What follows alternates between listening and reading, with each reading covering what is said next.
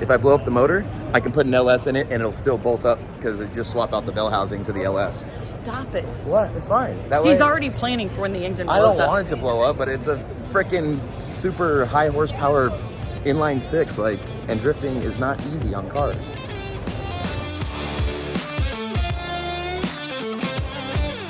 What's up, Lite Brite Nation, and welcome to SEMA 2024.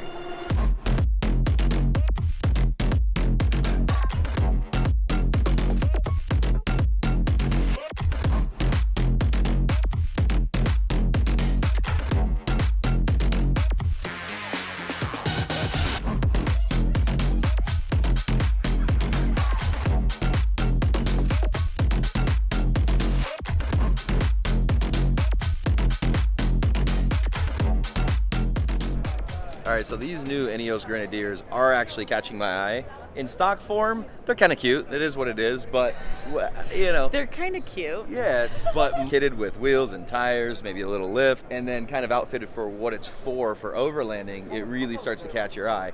I don't have much of a use for it because everything we have can do what we want. But what I really like about this is it is very, like, it's very tactical. So much stuff that you can add to it, and they thought through. But the interior, if you haven't seen the interior in these things, they are super cool. The overhead, it's all like it's like a cockpit, like a whole airplane cockpit kind of thing. They did a really, really, really good job of making it look like awesome. So now you guys might also notice this kind of resembles an old Land Rover. Now there's actually a reason for that. So this old European guy named Sir Jim Radcliffe, when he found out that they were going to discontinue the Land Rover, this dude was a billionaire, decided F that, he wanted to continue the whole thing, bought an old dealership and started manufacturing these. So it literally is kind of mocked off of the old Land Rovers. I think it was a pilot, which is why the interior looks like Which is probably, yeah, I think he was a pilot or something, that's why the interior literally seems more cockpit-ish. But these things are so retro, which I think it's the whole reason why I really like them. Now, I will say, we have come across a couple of these on the trail, specifically in Ouray, Colorado, on Poughkeepsie Gulch.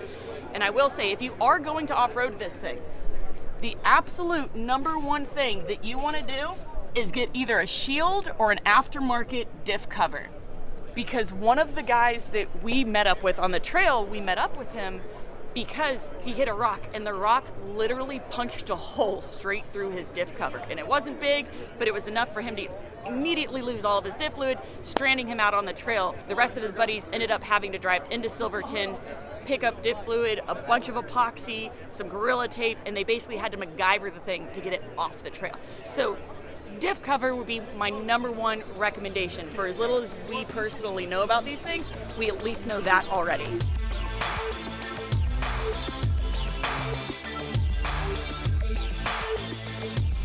Now what's pretty awesome, as you might notice, this thing is pretty much your anti-EV. There's very minimal touch screen anywhere. You have a little bit up here, but for the most part, everything's very more analog feel, old school. Your transfer case is mechanical. You have your lockers up here. You've got an off-road and waiting mode. Like, the whole concept of this is to literally feel old school, which honestly is kind of neat because it means that this vehicle is very much oriented towards the off-grid wheeler, off-roader, or just individual, because there's very little electronic compared to at least most common vehicles nowadays. There's very little electronics to kind of fail on you when you're off-road or on the trails or overlanding. And probably one of my favorite parts is they have your normal horn right here in the center, but they also have a little polite horn, a little toot-toot horn if you're just trying to get by someone, or like a bicyclist or something like that you don't want to startle. So you have a, excuse me, Mr. or Mrs., and then a, hey, get the out of my way.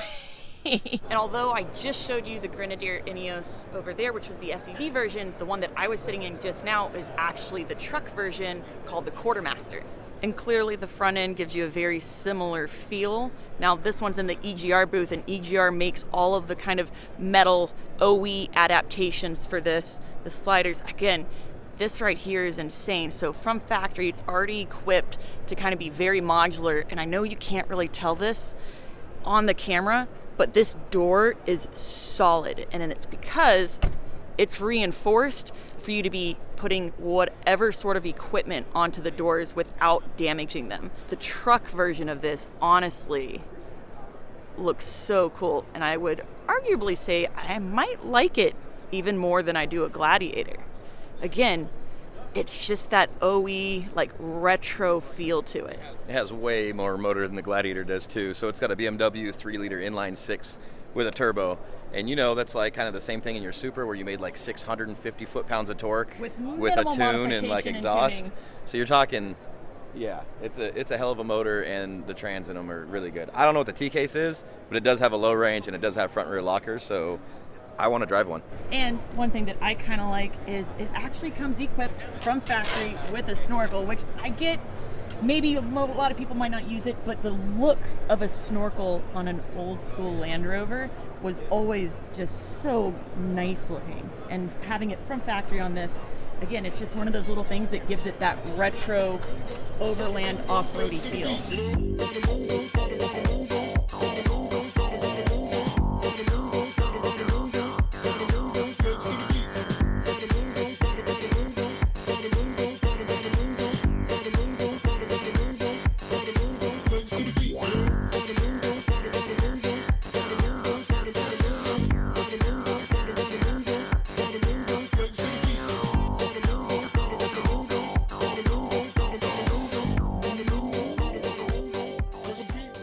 One vehicle that has been going viral online is this little Miata right here, which everyone is assuming, at least a lot of people are assuming online, that it has a Lamborghini engine. That is not the case. So although it does have the intakes from a Lamborghini, this is actually an LT4 from a Corvette, so a V8 from a Corvette. It is twin turbocharged, but again, it's just the intakes that are Lamborghini. Now at the moment, there are no fuel lines going to the fuel rail. There's also no harness going to the injectors. This car does not run. But a lot of people are assuming that it's never going to run. That's not the case. It just, like a lot of SEMA builds, rushed last minute, and it's just not ready in time. A lot of, if you can understand, specialized parts didn't come in on time for it to be fully put together. They do expect it, or so they say, to go to the dyno here in a few weeks. We also found out that they're running a T56 transmission. However, there are no axles in this vehicle, so no axles going to the wheels. So again, this is essentially a dead-in-the-water car, at least as it sits right now. But hopefully soon, it'll be a running machine, and we'll be able to see it, I'm sure, online if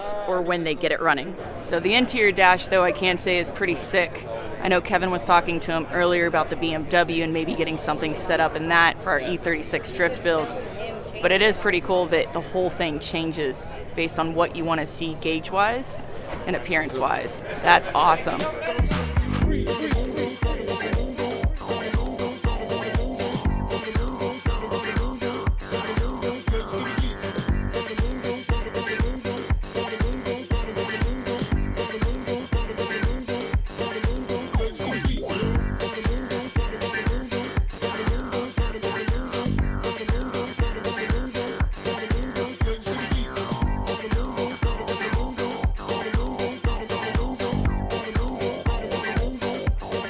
Alright, so you guys may or may not know that I own an E36 BMW. It's like an M3 clone. It's a 328 IS, but it has all the M3 parts, from all the suspension, interior, rear end, axles. Well, we put all that in, but I bought it, probably paid a little too much for it, then tried to sell it. Not probably, you absolutely paid too much for it. It's turboed and it has like 850 horsepower on E85. But you paid too much because then you turned around, decided you didn't like it, we're gonna try to sell it. No, I didn't decide that. Yes, I decided that I wanted another drift car and that it was too much money. It was too much money and it was too nice to cut up and turn into a drift car. Well, nobody would buy it. I got bored. And nobody would buy it. I got bored, so I turned it into a drift car. So that's coming soon. So instead of selling it, you spent twice as much money turning into a drift car. Dumping money into it to turn it into a drift car. I did want to cut up a really nice BMW, an E36, because there's so many beat up and cut up ones, and this one was really pretty. But now it's actually even prettier. You guys haven't seen it yet. We're going to show that. But you still cut it up. I still cut it up. We wide bodied it. We did a whole wise fat vane. It's a whole we'll new get BMW. into all that.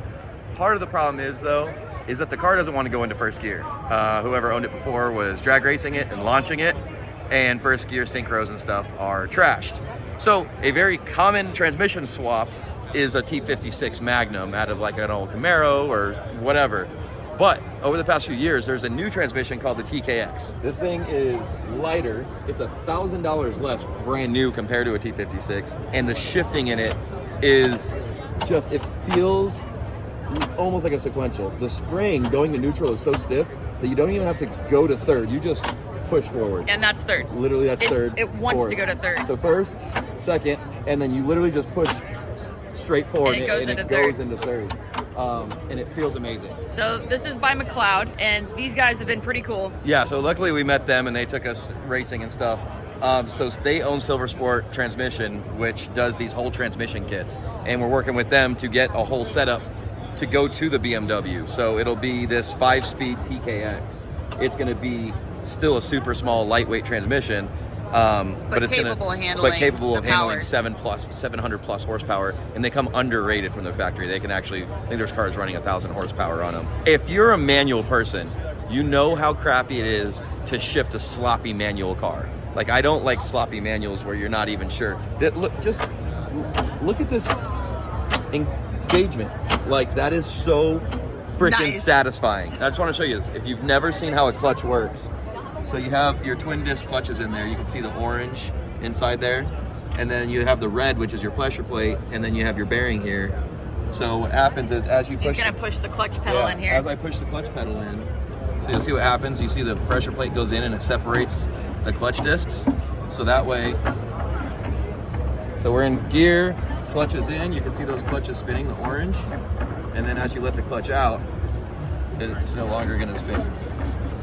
The BMW has a built 2.8 liter BMW motor, and it's making like 853 horsepower at the tire on E85. Super amazing. I don't expect it to last very long that way. That's pretty crazy. I almost already thought about selling the whole engine setup and doing like an LS swap, or we could go with this 4,000 horsepower motor right here. Yeah. That won't tear the car apart. 4,000 horsepower. I'm going to say no, because that's bigger than your head. Which one?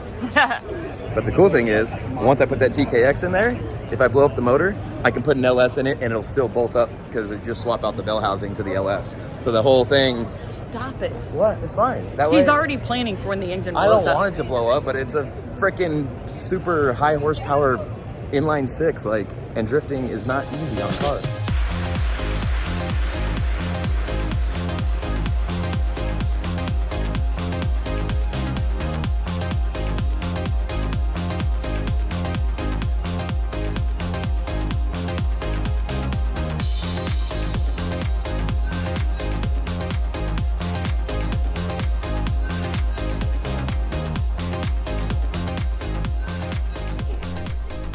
So I understand that this is not my usual racing suit when you guys do see us in racing suits. But we have something special going on tonight while we're here at SEMA.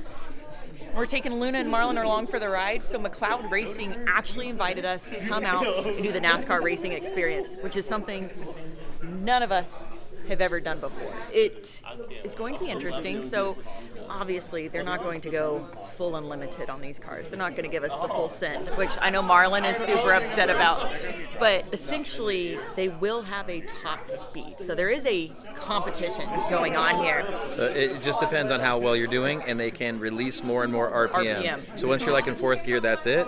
And then the better you do, they have a spotter watching you, and they're in your ear. And then the better you're doing, and the more consistent you are with your line and your speed, and the more power they'll release to you, essentially. Well, they raise your rev limiter. Yeah, they give you more RPM. Through like satellite or something. Yeah, basically, the question is, who is going to have the fastest speed at the end of this? Kevin? Me? Marlon? Or Luna? Let us know in the comments below what your guess is right now. Is it normal to cut you off? Is it normal to feel nauseous? Maybe I had too much Jimmy John's. What was that? That's what she's gonna have to poop when she sits in the car because your nerves go crazy and the whole car's gonna be shaking you, and then your lower back will start hurting. I'm Spanish. I'm not weak. What happens when your lower back already hurts? Like, what happens after that? Like from age? Yeah, I'm 30 now. One thing we do know for sure, so they have both manual transmission and automatic vehicles. I think they have like 4 autos. Luna, I think, is going to be driving an auto. Definitely. Have you driven a manual before? Yes, but I cannot not confidently enough to try to go like 160 miles an hour. No. Like, can I get to the gas station and like go grocery shopping? Yeah, I'll eventually get there. Okay. So, but the rest of us, me, Marlon, and Kevin, will all be in manual transmissions, and I think that one of us 3 will end up with the fastest time. I mean, that's fair. That's fair. In my defense, I'm a good sport. No, it's okay. in my defense, it's because literally on the bus right here, you were like, when he said who's going to have the slowest time, you raised your hand. I'm going to win at something. If the slowest. You're Yes. going to win at the slowest Yeah. speed. If you're not first, you're last, but I'll be last. If you're First not, of the Still last. be win. Yeah. First of the last. Last of the last. They did double negative. Oh, and if you thought that Luna and Marlon would be the only familiar faces, you would no. see specifically the only Spanish-speaking. Brown people. Hola. Our good friend Marco is here as well. Marco with Overland X. If you guys don't know him, he has his own channel. He's a phenomenal cook, and we've wheeled with him a couple times, although it's been a hot minute Yes. at this point, and it needs to happen again, if for no other reason than just to enjoy his cooking on the trail. But he's here. You've done this before, though, Yes. and It's it fun. was fun. It's super fun. This is not the aesthetic I was going Little for. house on the prairie. This is definitely not that Turn aesthetic. that way. All right. It's like we're a rally. These are cool rally helmets. We should get a rally car. We don't have a rally car yet. We have a drift car. We need a rally car with a whole, Tell them. So this is Will. So he's actually the one responsible for inviting us to come experience this. So I got to give you a high five and a shout out. So he's with McLeod Racing, and this is going to be insane. We can't film in the car, though. I can't bring this into the car, so I won't really be getting any in-car footage, but it'll be fine. We're still going to have a great experience, and then I'll tell you about it after.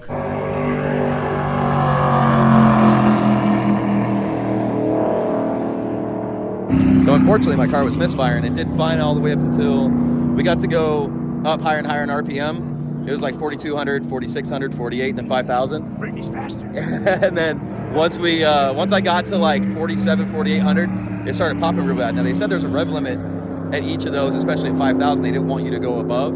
And I heard it popping before that, so I knew it wasn't the rev limit. But as every time I started approaching the 5,000 rev limit, it was misfiring real bad. So I kept bringing it down to 46, 4,700 to keep it out of there. Oh yeah, there she is. Oh yeah, she's going faster now. Oh yeah, she's cooking. Brittany looks like she's going way faster than I am. Look, there she goes. There's Brittany. She's cooking. That's insane. The amount of force coming around those corners is wild. Babe, you were going faster than me. Was I? Yeah. They were talking about like limiting the RPM. I hit 6,000 RPM unless my rev limiter was off. He was like, okay, 5,000, keep it. But I never hit a rev chip. What? I did not hit a rev chip. That's why she was going so much faster. That's bullshit. No way. I'm curious if that's why they're in there looking at something, because I never hit a rev chip. I was hitting 6,000 around the corner. Mine was Misfiring. You heard him. I heard him on the radio. I couldn't get it above like 4,700. Yeah. So I hit. You heard it. So I figured they were gonna tell me that. He's not lying. I heard him. Literally, the instructor, the spotter, asked Kevin, "Hey, did it sound like it was breaking up the engine or whatever?" And Kevin's like, "Yeah, it sounded kind of like a misfire, but I wasn't sure if it was the rev chip, so I backed off of it." Blah blah blah. So I was going that last lap. Yeah, I was you going were flying. I was going 6,000 around. The G-force that you feel going around those corners, it's absolutely crazy, and it's the bank, but they stick. Yeah. So this is crap. So mine, I only got to go like 46, 4,700. She got to do 6. That of course she got to go faster. But we'll see the mile an hour. Hold on. Also, I'm curious because I want to ask you if this is how you feel on yours. When you go into the straights, did yours wanna?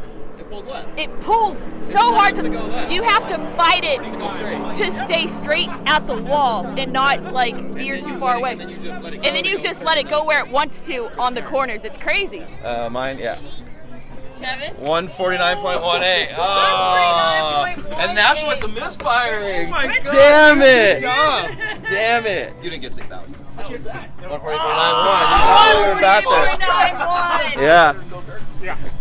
My tachometer had to have been off Yeah, then your because tachometer my is off. tachometer 1,000. Or you don't know how to count. You don't know what a 5 and a 6 looks like. Good job, baby. Anyways, whatever. It's job. fine. I want your car. We need to go in the same car. All right, I got a thing for you guys. If you ever come do this, don't worry about what the RPMs on the gauge say. Go all the way until you hit that The rev rev chip. limiter, the rev chip, and then back off like 50 RPM and then hold it there. Because what we found out is that her RPM, her tachometer signal was different than like my tachometer signal. But the signal, so even though I was reading 6,000, I was probably only putting out just around At 5,000 or 4,900. But I was backing off and not hitting the rev chip because I assumed I was going 1,000 RPM faster than what the instructor was telling me, and I was like, I don't want to get in trouble. Worse, I don't want him to tell me to slow down. And so I wasn't actually hitting my rev chip because I was reading higher RPM than what I was being told I should be at. But that's just the signal. So basically, if you do this, you can watch your RPM until they get you to full. So like, just go all the way until it goes ba ba ba ba, and then just back off a tiny bit. I never hit the ba ba ba ba. I didn't either because mine was going ba ba ba ba ba ba ba ba rip ba ba ba. Are you ready, Luna? Luna, let's go! Luna, your car number is 69. I thought it was 96. Okay, so they don't actually have any automatic cars here, and so what they're going to do, since Luna's not confident enough with a manual transmission, is they're actually going to push her with the van And just put it in fourth and gear. basically So she's just going to put it in fourth gear. She's push her already with in the van fourth and let her gear, go. and they're just going to tell her when to like let off the clutch essentially.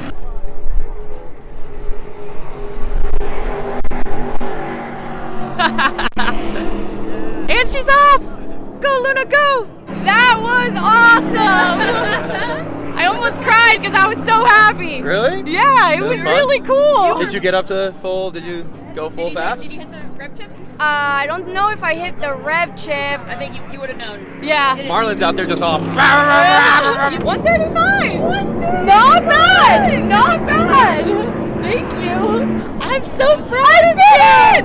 That's so good. I did not think I was gonna. It's like I was doing 100 miles. Oh yeah, I was like doing 100. 135. That's not bad. Is that the fastest you've ever been in a car? Yes. That's so good. How was it? Not fast enough. Not fast enough? Wow, 148. Told you. 148.02. That's pretty good. I'm a race car driver.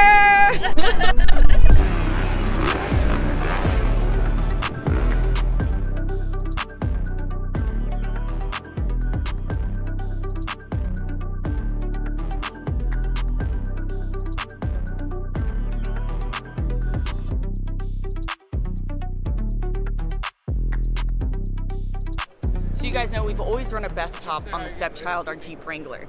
So we prefer the Trek Top. It has a slant back look. We love the style of it. But Bestop's come out with something really cool. Now, as you can see, it's available for Bronco, but it will be coming soon for the 4-door JL, the 2-door, and then eventually the Gladiator as well.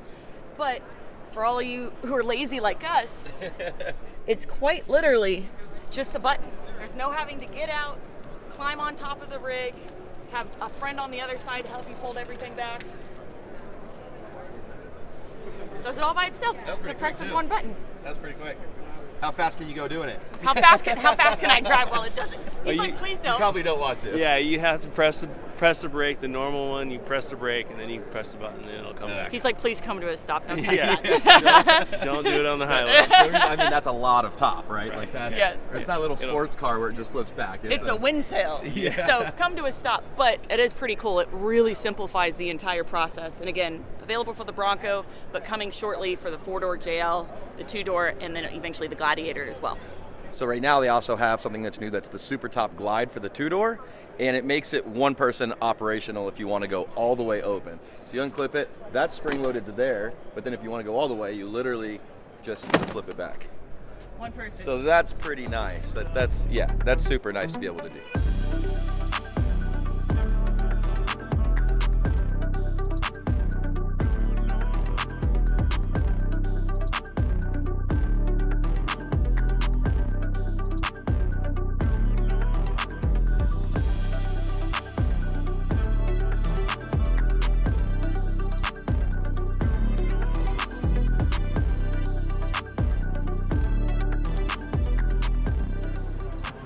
And for those of you who are long subscribers of our channel, you know Chris, our old mechanic.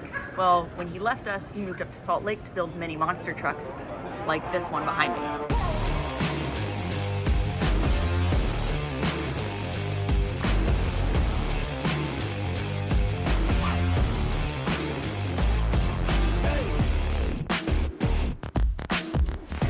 Now, if you guys also follow our channel, This logo right here, Levrack, is going to sound really familiar. We recently moved into our new house and our new shop, which is actually just our RV garage. We went from a 2,000 plus square foot shop at our old house to a very, very small space. And we chose Levrack because of how they utilize minimal space. This has got to be one of the most clever ways to hide your messes. So for those of you that don't know, these cabinets slide apart on these rails, which can hold an insane amount of weight. But what's even cooler is this is completely modular. The type of shelving that you want to use, the way that you want to essentially utilize all of this space is completely up to you, and the options are almost endless. Move on to the next hidden drawer system, and as you can see, they even have actual drawer setups. Again, everything can be kind of designed and outfitted with railings, shelving, half shelves, anything you kind of want. But the beauty of it, especially for me personally, as I'm a little bit OCD, also I'm a woman, I like things to be clean around the house, but also in the garage and in the shop, is when you're done with everything, everything slides closed and all of Kevin's mess magically disappears, like it doesn't even exist.